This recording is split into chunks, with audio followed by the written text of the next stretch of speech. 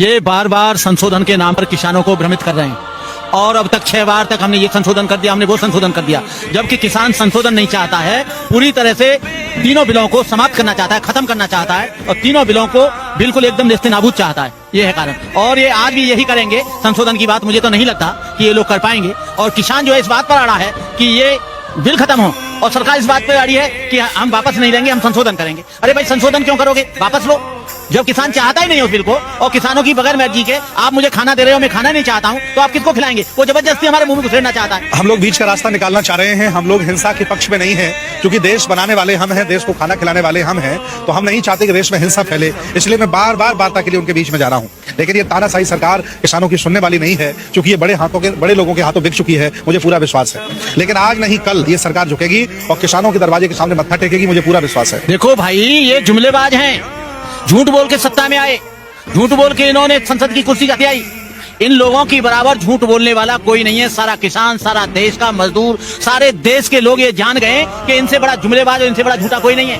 पहले जब ये सत्ता में आए तो कहा इन्होंने 15-15 लाख रुपया मिलेंगे, काला धन वापस होगा और 2 करोड़ लोगों को नौकरी मिलेगी। अब 2 करोड़ नौकरी तो नहीं मिली, वो संस्थान और बेच रहे हैं। इसी तरह से ये किसानों के खेतों को बेचेंगे, किसानों को बधुआ बना देंगे, किसानों को ये गुलाम बना लेंगे। ईस्ट इंडिया कंपनी है ये नई ईस्ट इंडिया कंपनी आई है। पहले वो ईस्ट इंडिया कंपनी थी जिसने देश पर कब्जा किया। अब ये अडानी और अंबानी ईस्ट इंडिया कंपनी आ गए जो देश पर कब्जा करने के लिए चाह रहे हैं। अब किसान जाग गया है। किसान इतना बेवकूफ नहीं है, किसान पढ़ा लिखा है। किसानों में MA PhD भी है, डीलिट भी है, किसानों में डॉक्टर भी है, इंजीनियर भी है। अब पहले की तरह बेवकूफ नहीं है। इनको, इनके बाप को भी ये बिल वापस लेना पड़ेगा और किसान इससे ज्यादा कम पर समझौता नहीं करेगा। संशोधन के नाम पर ये फिर गुमराह करना चाहते हैं। कभी गृह मंत्री को भेज देते हैं, कभी रक्षा मंत्री को, कभी कानून मंत्री को। इनकी जरूरत नहीं है। कृषि मंत्री और प्रधानमंत्री सीधा आ जाओ, कहते कि बिल वापस ले लिया भैया, आप अपने घर जाओ। उनको पहले वचन और वादा कर चुका है अडानी अंबानी को।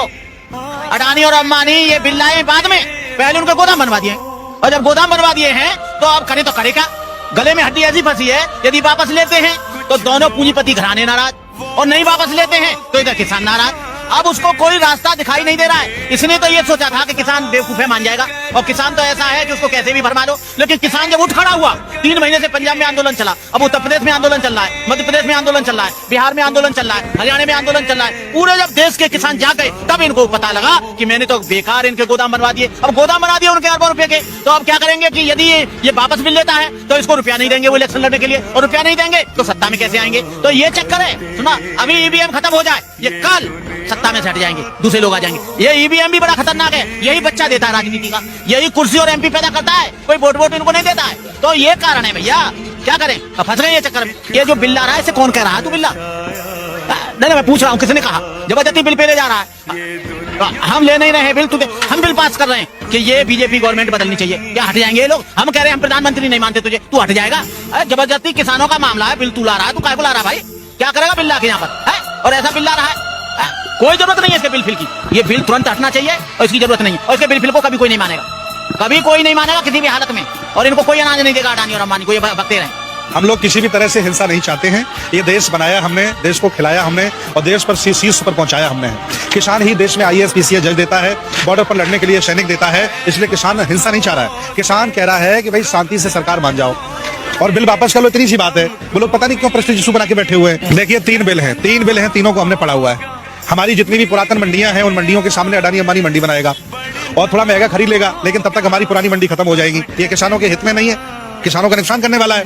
आज तक वैसी नहीं, कॉन्ट्रैक्ट फार्मिंग ये ला रहे हैं। छोटे जमीन वाले बेचारे सब मजदूर हो जाएंगे। हमारी खेत का टमाटर ही हमको 500 रुपए किलो बेचेंगे, हमारे खेत की मटर ही हमें 200 रुपए किलो बेचेंगे। हमें नहीं चाहिए ना। ये कृषि को ही उद्योग क्यों नहीं बना देते? तो 10 बीघा वाला भी उद्योग हो जाएगा, 100 बीघा वाला भी उद्योगपति हो जाएगा। और तीसरा ये करना चाह रहे हैं, इन्होंने लिमिट खत्म कर दी है। इतने बड़े बड़े पैसे वाले हैं, कोरोना में पूरा देश हार गया, लेकिन अडानी अंबानी बढ़ते चले जा रहे हैं। ये सब लोग जान गए ना। अब ये सारा भंडारण खुद कर लेंगे। किसान तो जिंदा रह लेगा क्योंकि वो पैदा करता है। मास्टर कैसे जिंदा रहेगा? डॉक्टर कैसे जिंदा रहेगा? मजदूर क्या करेगा? उसको तो बहुत महंगा मिलेगा ना खाना। इसलिए ये बिल मजदूरों के भी खिलाफ है, सरकारी कर्मचारियों के भी खिलाफ है, और हम लोगों के भी खिलाफ है, किसानों के भी खिलाफ है। हर हालत में सरकार को वापस लेना चाहिए, मैं चाहता हूँ। और हम लोग सारे किसानों के साथ हैं, तब तक बने रहेंगे जब तक बिल वापस